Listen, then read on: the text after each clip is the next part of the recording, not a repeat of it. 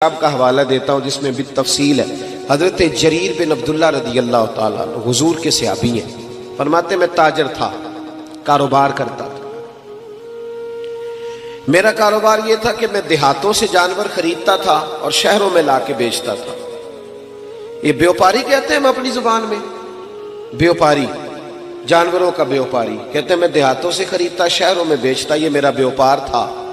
اللہ نے میرے اوپر کرم فرمایا تو میں دروازہ رسول تک پہنچ گیا صلی اللہ علیہ وسلم۔ حضور کی بارگاہ تک جب میں پہنچا نا تو نبی پاک صلی اللہ علیہ وسلم نے مجھے کلمہ پڑھایا، بہت ساری نصیحتیں حضور نے فرمائی۔ تو ایک نصیحت یہ فرمائی، حضور نے فرمایا جریر تمہیں پتہ ہے میرا دین کیا ہے؟ میں نے کہا یا رسول اللہ بتا دیں۔ تو فرمایا الدین النصیحہ، میرا سارا دین کسی کا بھلا کرنے کا نام ہے۔ دین کیا ہے؟ بول کے بتائیں۔ نفع لینے کا نام نہیں، دین نفع۔ سارا دن یہ نہ پروگرام بناؤ کہ میں کسی سے نفع لے کیسے سکتا ہوں، بلکہ سایہ در درخت بنو کہ میں بھلا کر کیسے سکتا ہوں، یہ ڈیوٹی کرو۔ نبی پاک علیہ السلام نے فرمایا جریر میرا سارا دین خیر خائی کا نام ہے، بھلا کرنے کا نام۔ دیکھنا تیری وجہ سے کسی کا بھلا ہو، نقصان نہ ہو۔ عرض کی حضور وعدہ ہو گیا۔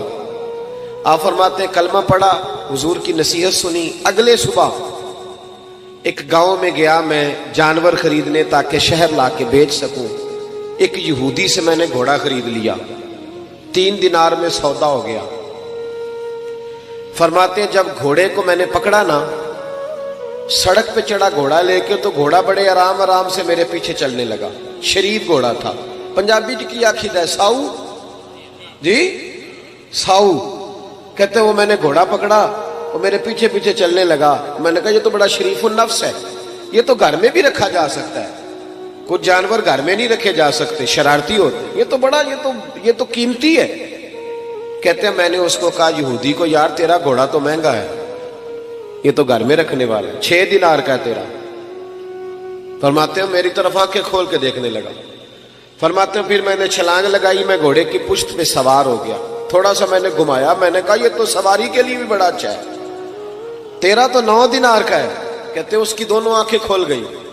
میں نے اسے 9 دینار دیے، اور جب میں جانے لگا نا 6 میں سودا پہلے ہو گیا تھا۔ سمجھ آ رہی ہے بات کی؟ فرشتوں کی کہانی نہیں سنا رہا، انسانوں کی سنا رہا ہوں۔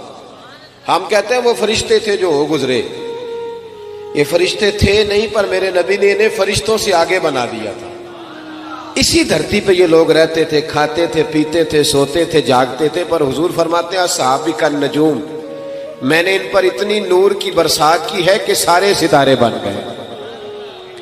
حضرت جریر بن عبداللہ رضی اللہ تعالیٰ عنہ کہنے لگے 9 دینار کا ہے تیرا۔